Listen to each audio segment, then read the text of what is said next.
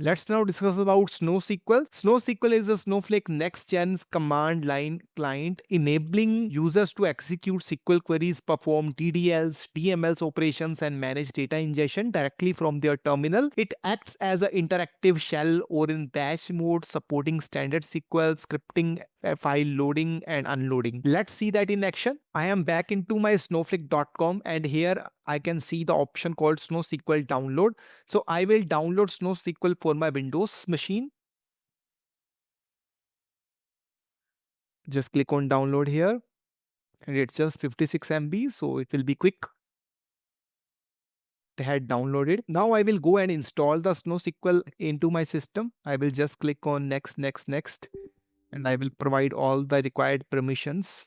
And I will say finish, and before clicking on finish they are saying that how I can check and create the connection with SnowSQL. They are saying open a new window terminal, execute this command and then add your connection details and execute the command SnowSQL and you should be able to establish the connection with the SnowSQL at your local system. Okay, I will click on finish and I will click on my command prompt, and first thing I will say SnowSQL -v and I will verify my terminal and I can see the version 1.4.5. This means SnowSQL had been successfully installed on my desktop. Now I will pass all my details like my account identifier and my user. So I will say SnowSQL -a. -a indicates account identifier and then -u indicates the user, and I will hit enter.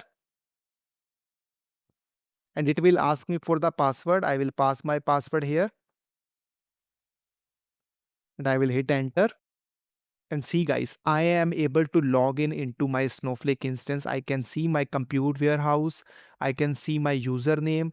And as of now, I hadn't selected any database and schema. I can select that as well as per my requirement. Now I will create a database and create a table and I will hit run. And it had successfully created a database as well as a table inside my Snowflake. Now I had mentioned my put command. Okay, and I had earlier I forget to mention that in single quotes because the name was having a space. As I had put the put command and I tried to create a user stage, I am able to load the data inside my Snowflake. Now I will list my user table and I am able to see the size is 144 and last modified date and MD5 of my user table. And once I had list this, now I can even load the data inside my Snowflake using SnowSQL. This is how SnowSQL works, guys. Let's talk about Snowflake CLI. To be in very, very easy language, think of Snowflake CLI as a direct text-based hotline to your Snowflake data cloud. Okay, so Snowflake CLI is an open source nature, means that developer can leverage communities collective knowledge and contributions to improve and enhance the tool. All right, so in very general words, instead of clicking through the web interface like Snowflake Snowsite UI to move files or to manage tasks, you type specific commands into your terminal, okay, or command prompt. It's designed to be fast, scriptable and efficient for developers and data engineers. Okay, so this is a very in general Snowflake CLI. So it is something which can make your stuff fast instead of just going into the web interface, clicking on multiple things. So you have all your script ready, you just place your script and you can reuse that script multiple times. So actually it is very, very much fast and it leverage the Snowflake in a very efficient way. As a command line interface, okay, Snowflake CLI provides several benefits for developers, okay, such as speed and efficiency. CLI allows developers, to perform tasks quickly and efficiently by executing commands from the terminal without needing a graphical user interface. Okay, this can save developers significant time and efforts, especially when performing repetitive or complex tasks. All right. So, second major benefit of CLI is automation. Okay. So, a CLI can automate tasks and workflows such as building, testing, CI/CD, and deploying applications. CLI can help developers streamline their development process and reduce the risk of errors or inconsistencies. All right. Third benefit is portability. A CLI is often platform independent and can be used across different operating system and environments. Okay, you don't need to worry. You can use on any operating system in any environment.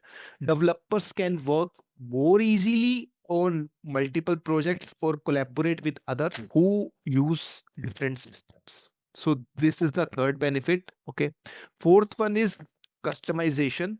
Okay, a CLI can be customized and extended by using modules and scripts, so developers can tailor it to their needs and preferences. Automating common tasks and workflows can help developers actually work more efficiently and effectively. So next is accessibility. CLI can be accessed remotely, so developers can work on servers and other remote systems without a GUI. And the sixth benefit is version controlling. A CLI can be integrated with any VCS like Git, okay, to manage changes and track code history, which can help developers collaborate more effectively, resolve conflicts, and document changes appropriately. So now let's install and configure Snowflake CLI. Let's begin by downloading binary installers from Snowflake official documentation.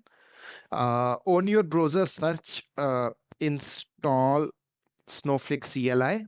Okay, and go to that URL. And here I will go to CLI repo. And my system is Windows system, so I will click on Windows and I will install anyone. Uh, yeah, this one I will install it. I will open that. Click on next. Click on next. Install. Yo. So installation is finished. I will click on the finish button and I will go to my command prompt. And here, as I had installed it into my, other folder. So I will go to that folder uh, and I will go one more step CD.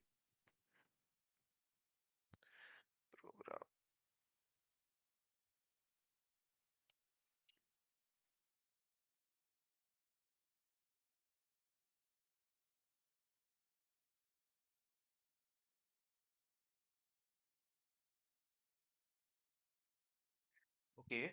So now I will do CD Snowflake CLI and I am into the folder now. So now I am going to type snow connection list. Let's see. It's unpacking the distribution.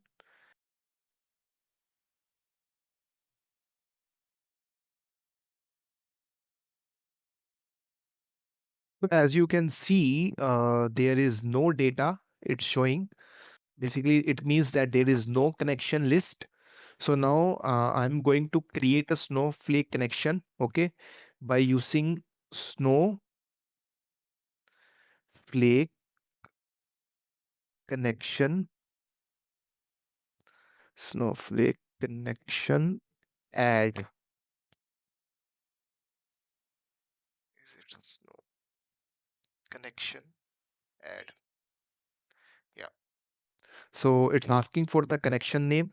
Connection name is my username. In my case, it's my name. Account, enter account. So what is account? Okay, so let me help you with that.